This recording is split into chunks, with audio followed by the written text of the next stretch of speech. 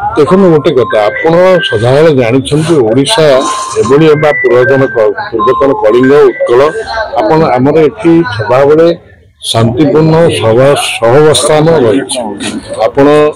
विभिन्न जो आसी सम्राट अशोक ये आसी हिंसा प्रत्याचार प्रचार करते खारबल समय जैन धर्म प्रचार होता सनातन धर्म हिंदू धर्म रही जो आम मंदिर मालिनी सहर प्रभु आराध्य देवता प्रभु जगन्नाथ तेणु विभिन्न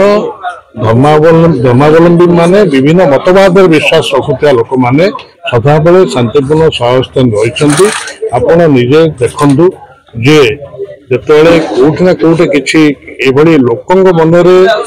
रखा विश्वास जन्मेवा आस्था रखा ये से सुरक्षित अच्छा अंतरपक्ष धार्मिक प्रसंग तार गोटे कारण न हो जो शांति बजाय रही दीर्घ 24 वर्ष है सी थिला एवं तार जमी विपन्न न हो गोटे नुआ सरकार ध्यान देवा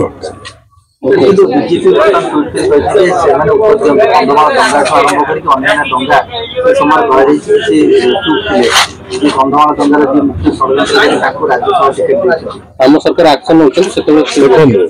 कंधमाल से संपर्क में जेहेतु गोटे सेंसिटिव विषय ये कोर्ट विचाराधीन था तेणु से संपर्क जी भी हूँ मत दिंतु जो दलर हूँ टे भाई मत रखा उचित एक